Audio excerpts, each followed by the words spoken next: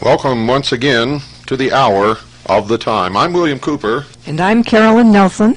Last night, during this time slot, I neglected to do what I said I was going to do at the beginning of the program, and people have been calling all day, both my house and here, wanting to know how to get hold of the Luxor tape and what the price is and all of that kind of thing. A lot of people are interested in it, and they should be. You all should be interested in this videotape.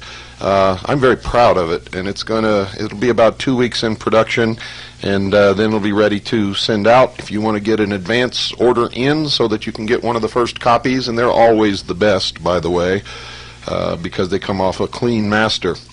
As a master's used, as more and more copies are reproduced off the master, the quality gets poorer and poorer until finally you either have to make another master or stop producing the tape, one of the two.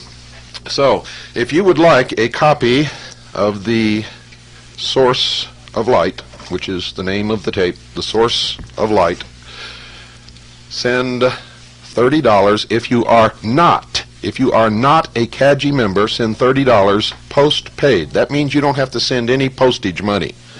If you are a CAGI member, send $25 post-paid to William Cooper, Post Office Box 1420, Sholo, spelled SHOWLOW, Arizona 85901. That's $30 if you are not a CAGI member, $25 if you are. Both prices are post-paid.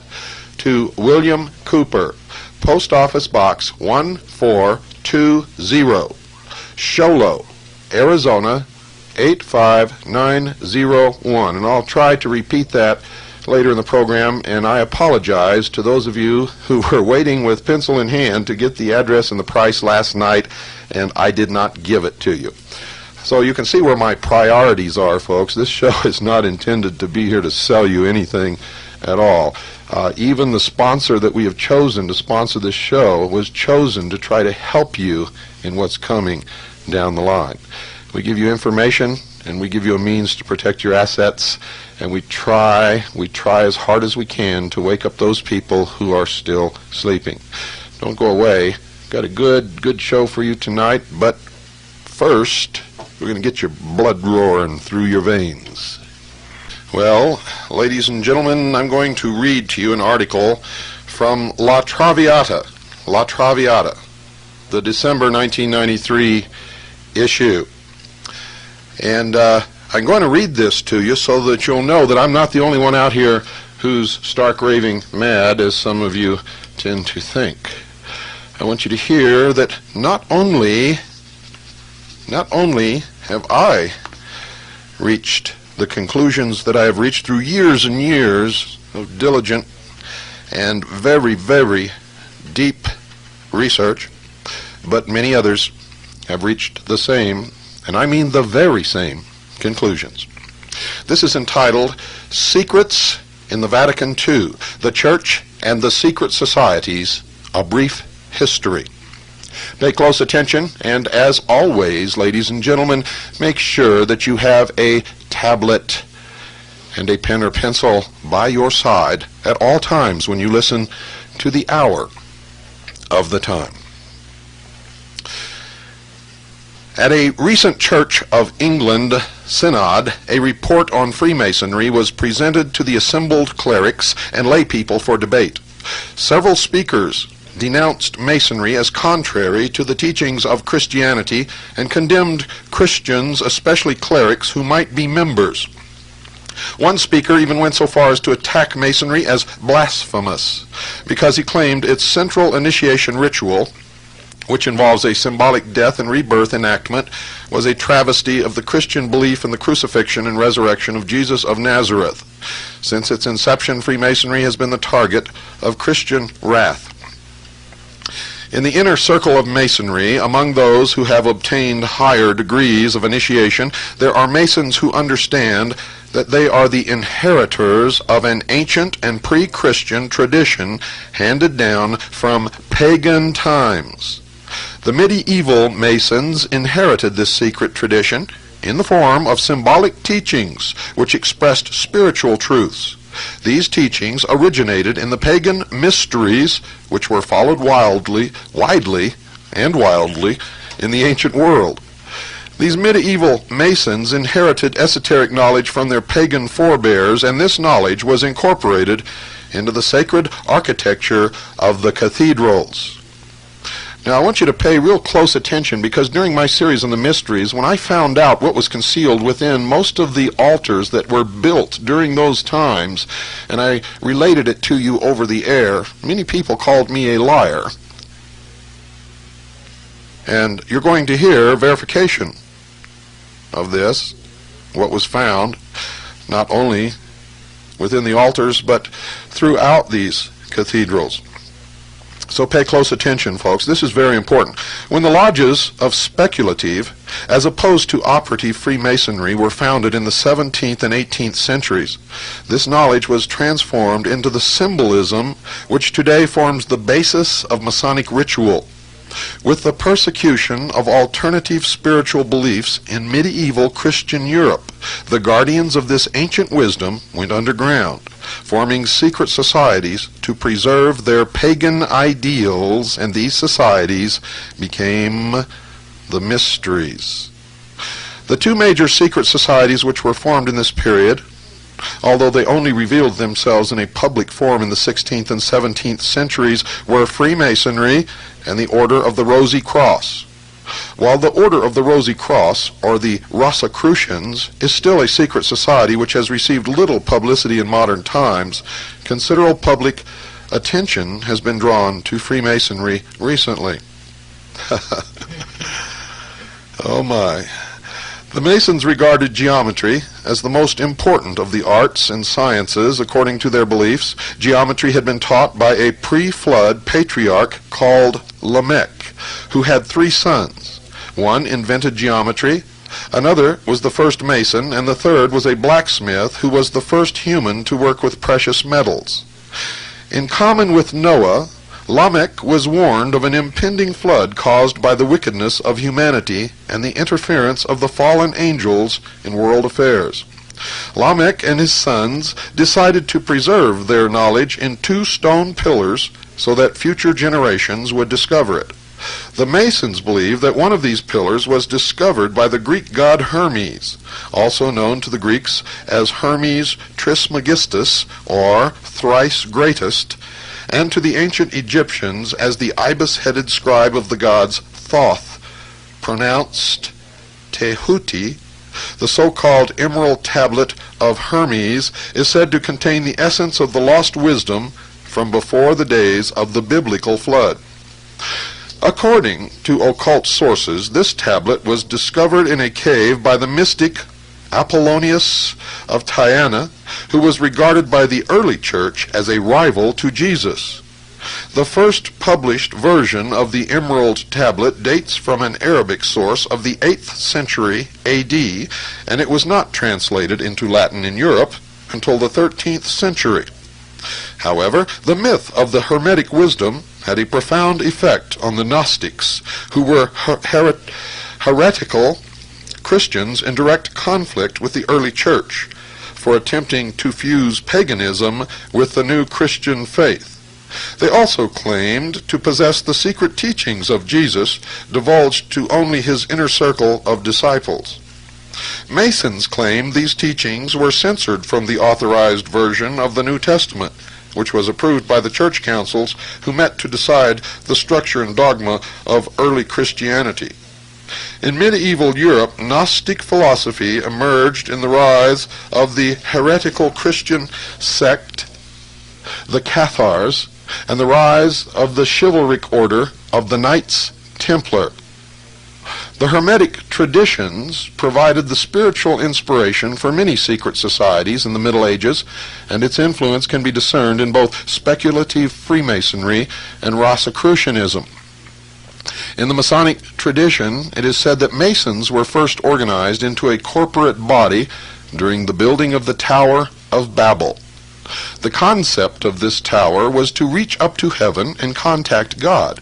according to Genesis chapter 11, verses 4 through 6. The fall of the Tower of Babel destroyed the common language spoken by humanity and ended the second golden age which followed the flood. The architecture of the tower was King Nimrod of Babylon, who was a mason.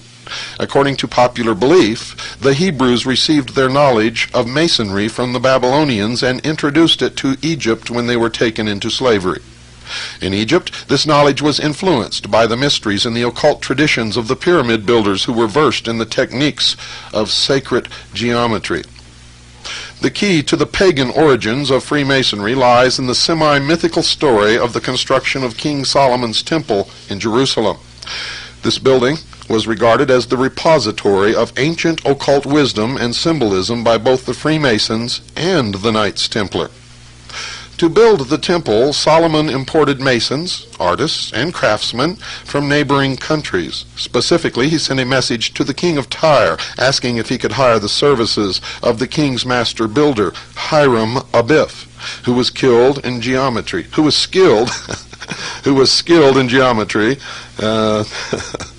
Solomon appointed Hiram as the chief architect and master mason of the temple.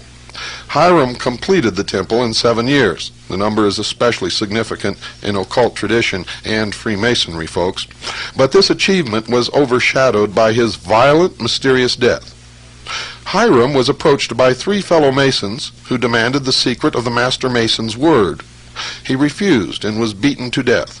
They buried him in a shallow grave. They marked the grave with an acacia tree. His corpse was discovered 15 days later.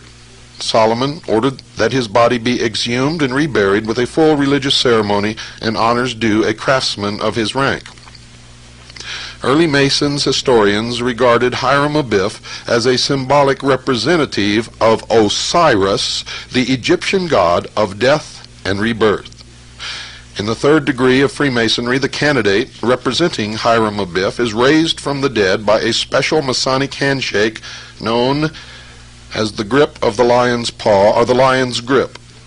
In both Masonic and Egyptian mysteries, the resurrected god is buried on a hill in a tomb marked by a tree. In Royal Ark Masonry, the candidate for initiation is informed that the sacred name of God is really Jabulon. This name has been deciphered as a coded reference to the 2 major gods of the Middle Eastern fertility cultus, Osiris and Baal, combined with the Hebrew tribal god, Jehovah. In Masonry, God is also signified as the great architect of the universe, signifying the importance of sacred geometry, and also indicating that he creates nothing, but designs and builds from that which has already been created.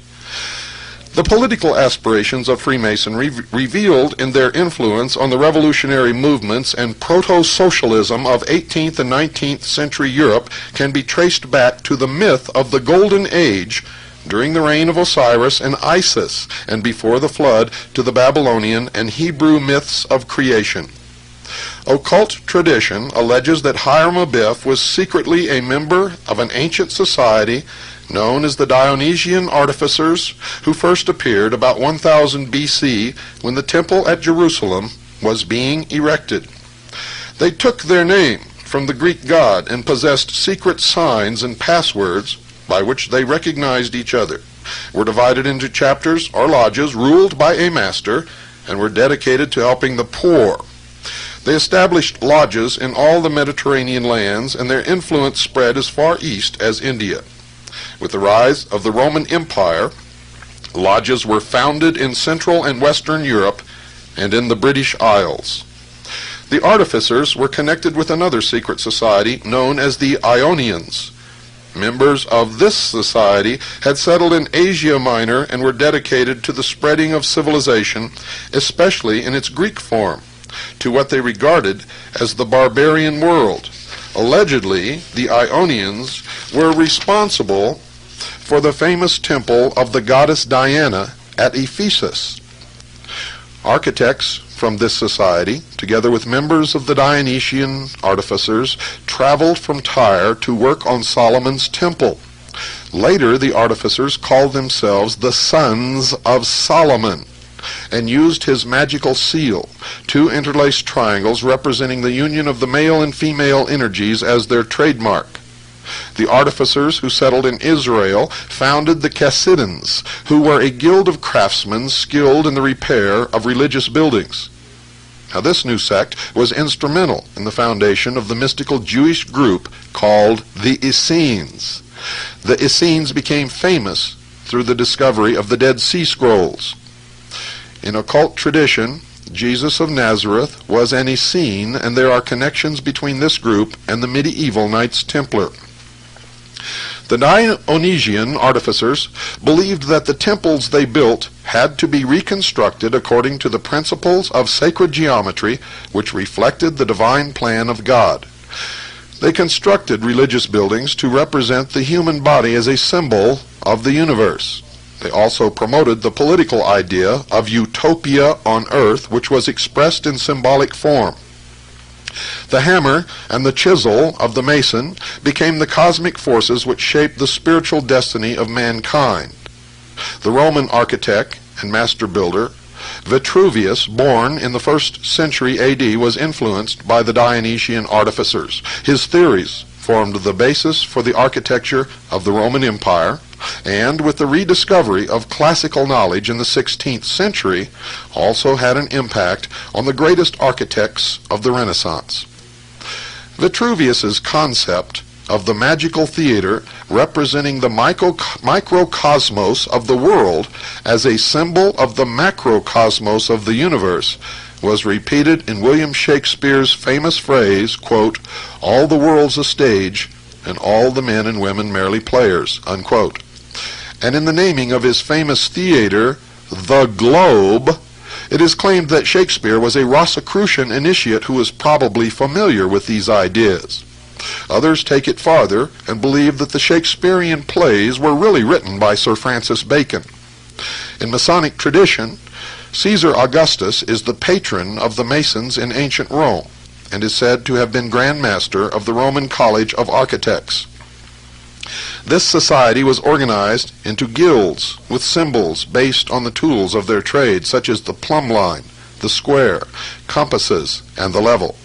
The college had initiation rituals involving the pagan myth of death and rebirth, which are familiar from the Egyptian mysteries.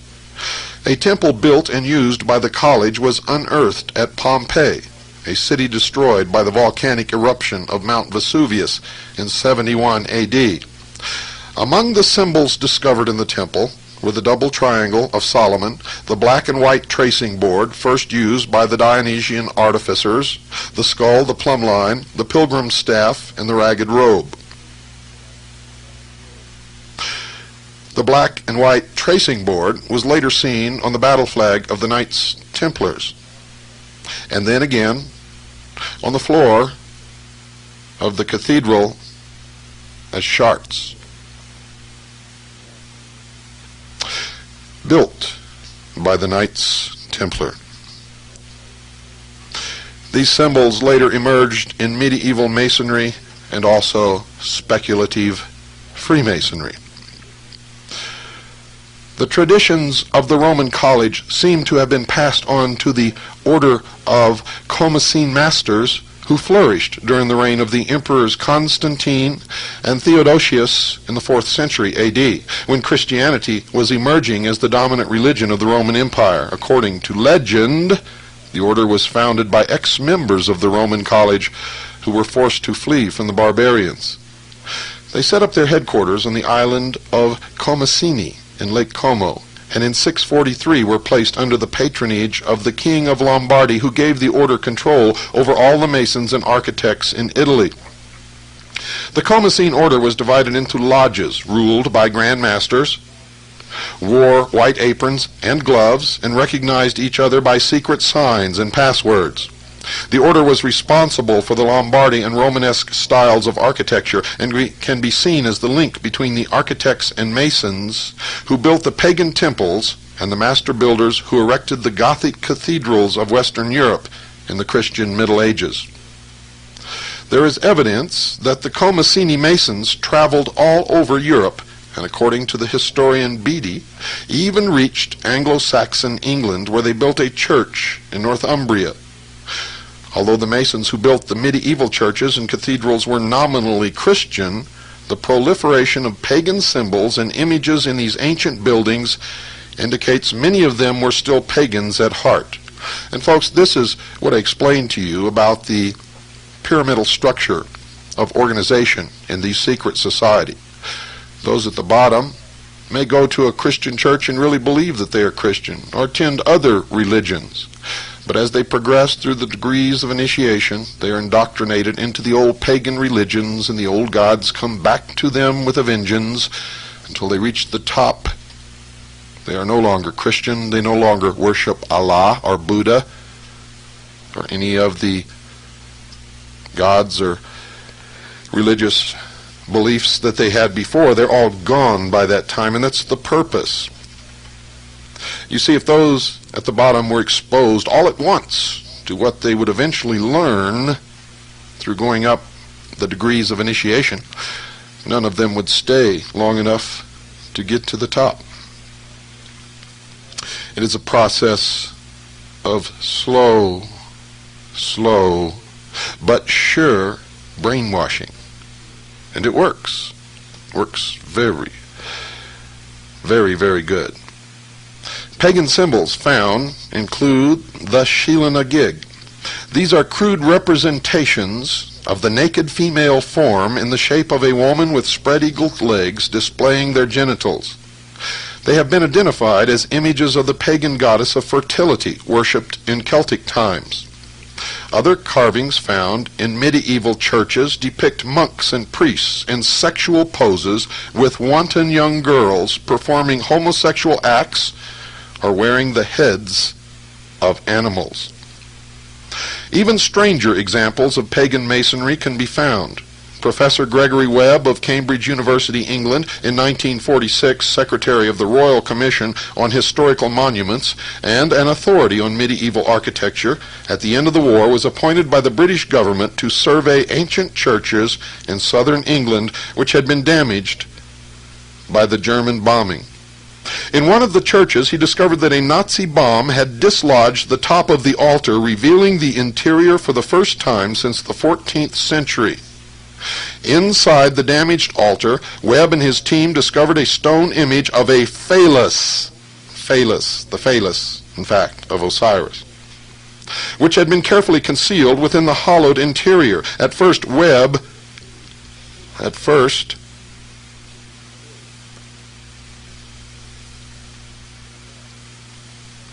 they thought that this discovery was unique until he began to examine other churches. He found that virtually all, ladies and gentlemen, of the pre-Reformation churches built before the outbreak of the bubonic plague at the end of the 14th century, when church building ceased for a long period, had altars which hid fertility symbols, phalluses, which dedicated the Christian churches to the old pagan religion. The phallus, or the religion of Osiris, which came from the ancient religion of Babylon, where the phallus represented the generative force, Baal, who was also known as Nimrod. So you always learn something listening to the Hour of the Time. The public image of protective associations using their powers to promote fair trade and business ethics concealed the fact that the medieval Society of Freemasons was a secret society with pagan origins, clandestinely promoting radical political opinions, socialism. The occult initiates, who were the real power behind the secret societies, knew that to achieve their aim they had to use the political system, and in the 12th century they began to put their plan into operation. It is known as the Great Plan, or the Great Work. It is what is bringing the New World Order to fruition, into the world. The relationship between the Pope and the Grand Masters of the secret societies, ladies and gentlemen, was an explosive one. The Church regarded the members of the secret societies as spiritual anarchists who were agents of satanic conspiracy against organized religion. The church saw them as competitors for their flock, the sheep. The Freemasons and Rosicrucians styled themselves as wolves and believed that the sheep belonged to them and were their legal and lawful prey.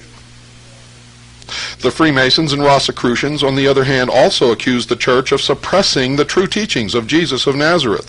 And many secret societies were fervently anti-clerical. They plotted the overthrow of the Catholic Church because it opposed the old pagan religions and the Manichaean heresy from which these groups drew their spiritual inspiration. Ah, if they only knew that the Catholic Church had already done it long ago, and that's why they feared the secret societies as competitors. At first, secret societies were supported by the church. When the Vatican perceived the secret societies to be a political and ideological threat to the church, the climate of suspicious tolerance began to change, culminating with King Philip of France wiping out the order of the Knights Templar in the 14th century. In the lodges of Freemasonry and the actual orders of Templars, they attribute the date of the execution of Jacques de Molay by burning at the stake to the year 1313. Other references give the year 1314.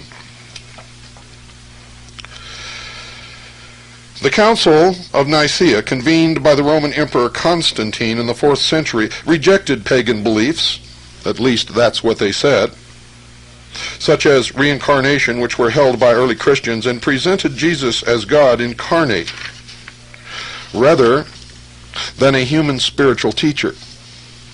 Our contemporary knowledge of the Gospel of Mark dates back to 1958, when an American professor of theology, Dr. Morton Smith, discovered references to it in a letter by Clement, preserved in a desert monastery. According to Smith, the inner teachings of Jesus were passed by him to his disciples during the initiation rite, which resembled those of the pagan mysteries. Smith interprets the ritual communion meal practiced by early Christians as a pagan rite descended from the mysteries of Isis and Osiris. It was this esoteric interpretation of Christianity which was accepted by the medieval secret societies rather than the version offered by the church. After a brief lapse to pagan worship during the reign of Julian, the Christian religion quickly reestablished itself in Rome, and under the Emperor Theodosius, 378 to 395 AD, the worship of the old pagan gods was finally prohibited. The ideological battle between the popes and the Roman emperors they created raged for several hundred years. The point where we can discern the beginning of these secret societies' influence in this power struggle was in the reign of Frederick II, crowned as Holy Roman Emperor in 1215. With his death in 1250, the Holy Roman Empire collapsed. The Scottish Rite of Freemasonry, in the first lodge in Carolina in the United States, received its charter from Frederick of Prussia. For 20 years, Europe was devastated by war until, in 1273, the concept of the old empire was revived with the crowning of a new Holy Roman Emperor, Count Rudolf von Habsburg, or Habsburg, meaning Castle of Hawks, in Austria. For the next 300 years, under the patronage of the Vatican, the Habsburgs extended their empire throughout Europe, based on their temporal power and the spiritual power of the Roman Catholic.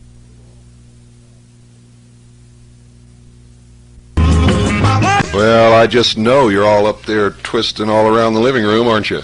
How many of you can still do it? Well, before we went on the air, Sugar Bear and I and Carolyn were doing it. And the reason I'm playing this music tonight is just kind of take everybody back to when times were really good in this country.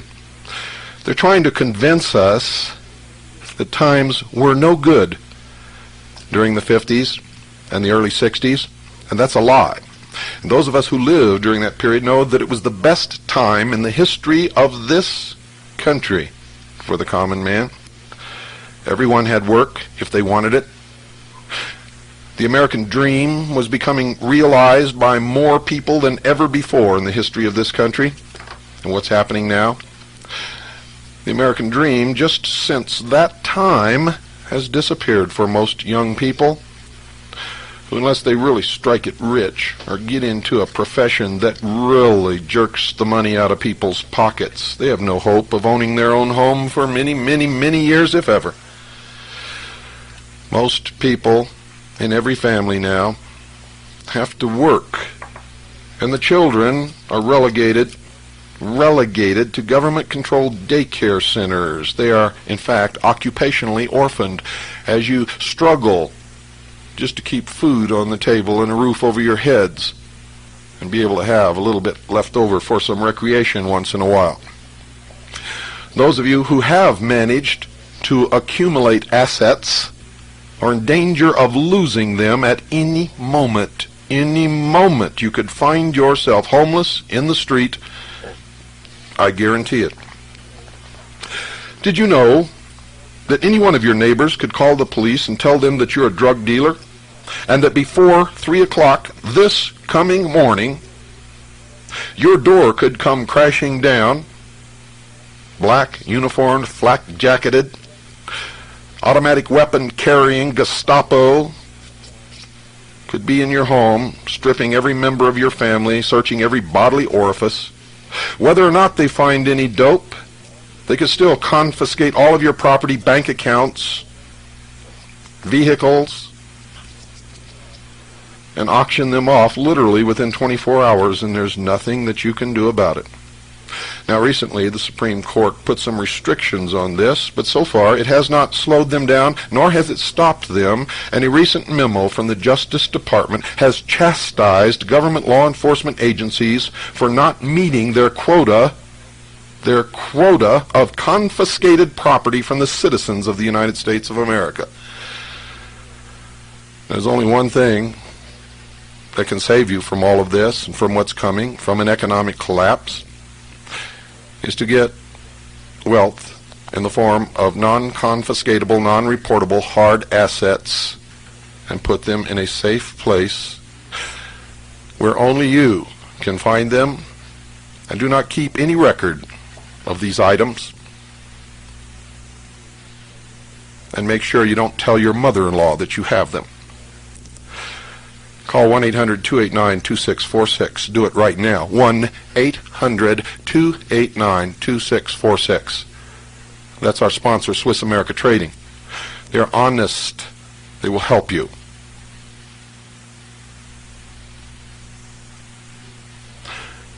You must look around now at the faces of your loved ones.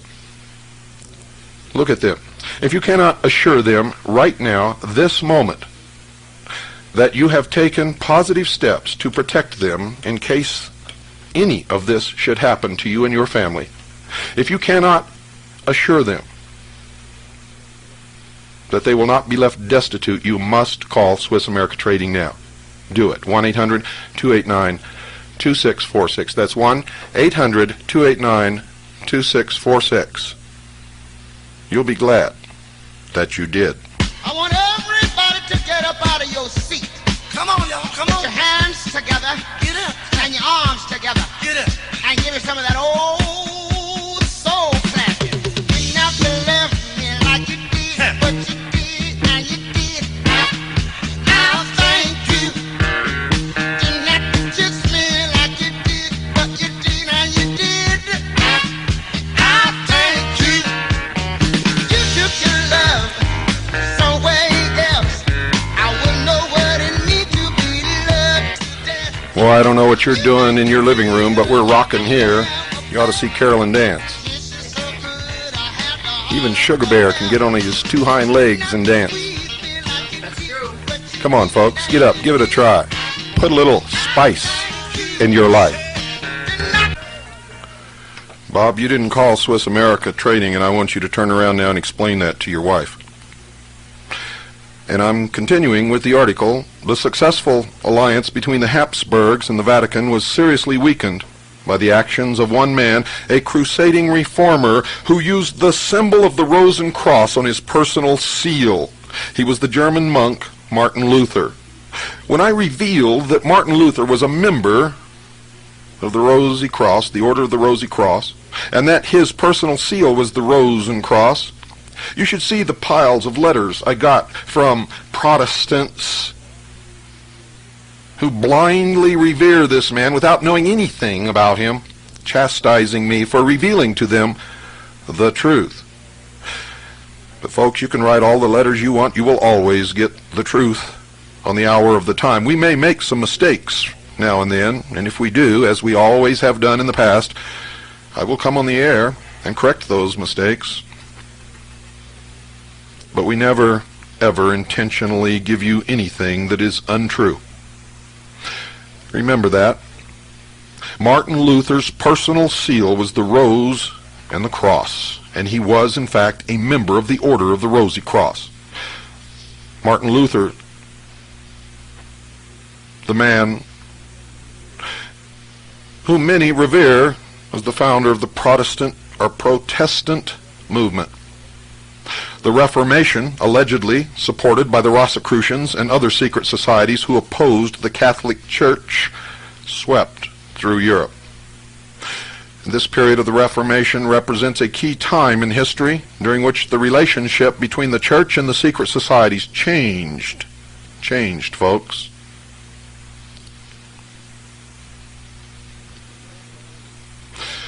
With the Reformation, you see, the Church was faced with an enemy within, which it could not destroy without bringing down its own edifice. With the Reformation, the whole concept of organized religion in Europe was revolutionized overnight. And where there had been one church, now today, there are literally tens of thousands, all with different dogma, different interpretations, all professing to be the only true church, with the only truth, and with the only claim to heaven. But if you only knew.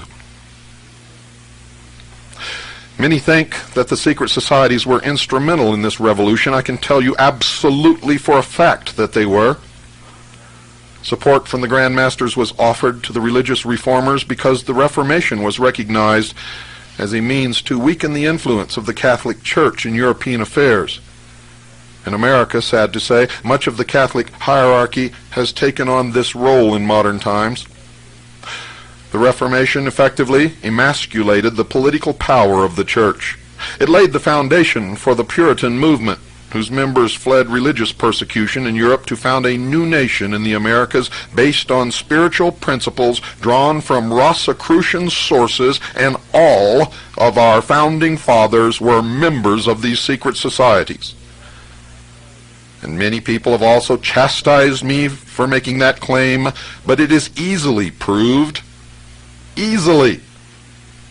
The problem with most of you people is you believe blindly what you're told and you never check anything. Many of you still believe that George Washington chopped down a cherry tree, and when his father asked him who did it, he told the truth. Well, that's all a lie, folks. There was no cherry tree. He never chopped one down. His father never asked him if he did. And I really don't know if he would have told the truth or not. Most politicians don't. Most politicians do not.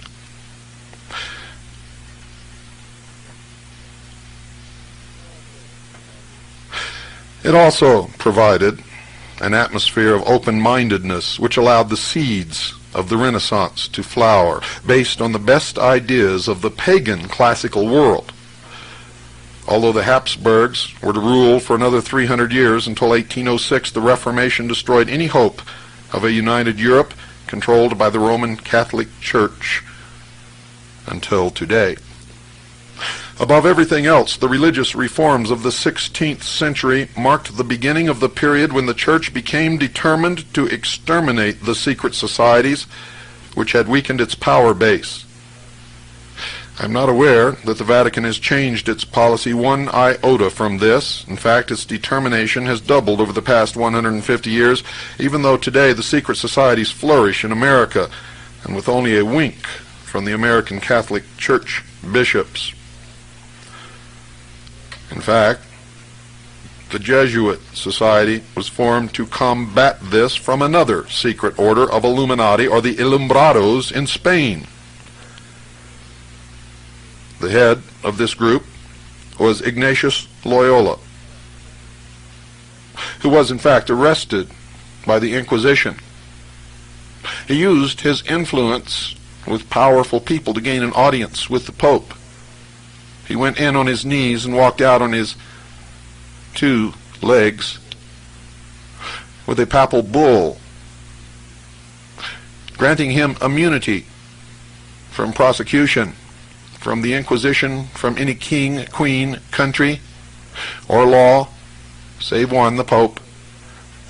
And he was to found a new order, the Society of Jesus, now known as the Jesuits. See the Oath of a Secret Society, which makes up a chapter in my book, and you will see that they are sworn to destroy the Protestant movement and Protestants wherever they can find them. Above everything else, the religious reforms of the 16th century marked the beginning of the period when the Church became determined to exterminate the secret societies, which had weakened its power base.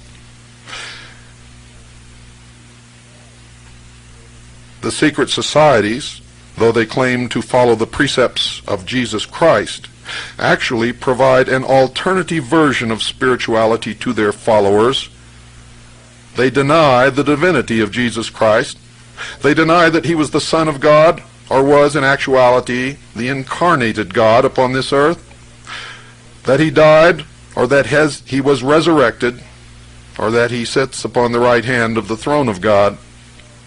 Instead, he has become an ascended master, a teacher, and Christ has become an office which anyone can attain. You too can become a Christ in the New World Order. They actually provide this alternative version of spirituality, and it is the foundation of what you know today as the New Age movement. They allege that the Church had deliberately subverted the teachings of Jesus and teach that there are other sources of spiritual knowledge which are as valid as Christian belief and predated it by thousands of years. In 1738, the first papal bull to combat Freemasonry was issued by Pope Clement XII. This bull threatened any Catholic who became a Mason with excommunication, at that time an extremely serious punishment. In fact, nothing worse could be imagined. In the 1870s, claims that secret societies such as the Illuminati were using Freemasonry as a cover for radicalism and revolution gave the Church fresh charges to level against the Masonic lodges.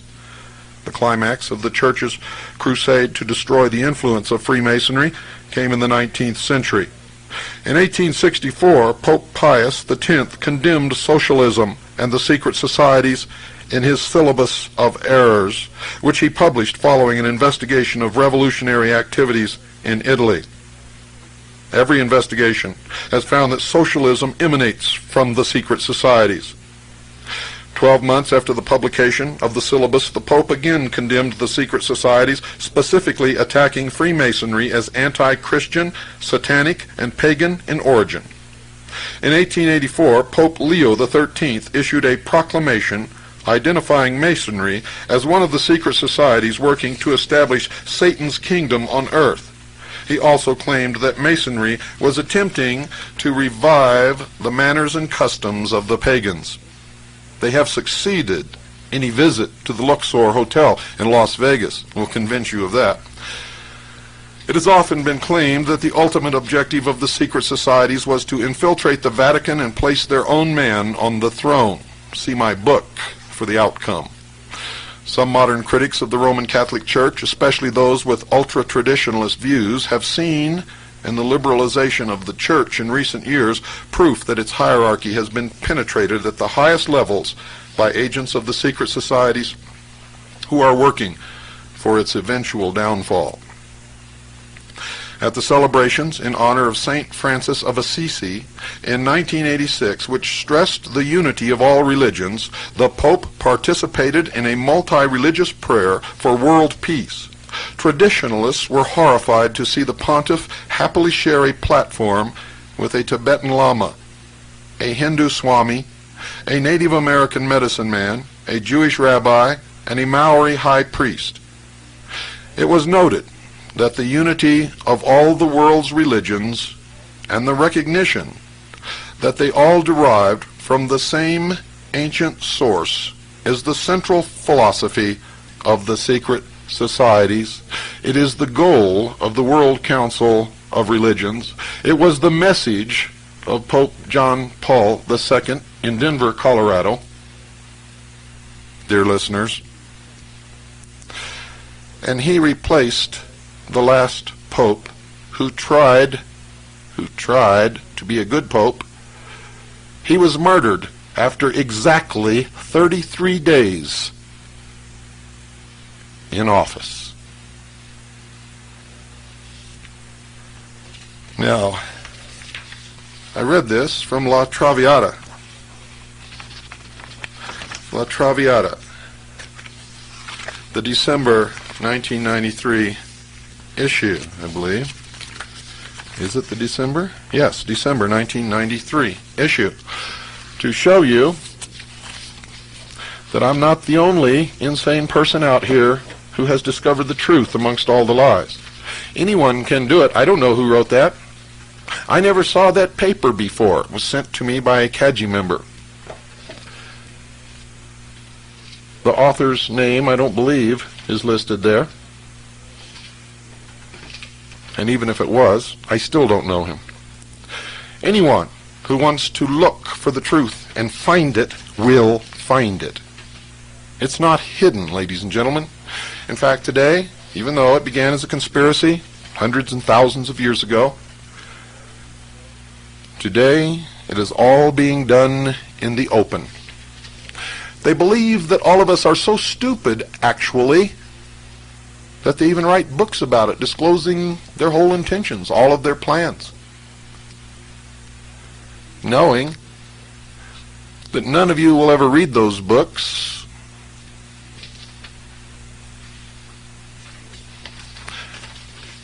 And if you did, you wouldn't believe it. And I said none of you. That's not really true. There's some of you out there who are learning, who are awake, who are struggling, who are fighting this battle with me and with Carolyn and with many others to try to save the penultimate achievement of all of mankind throughout the history of the world.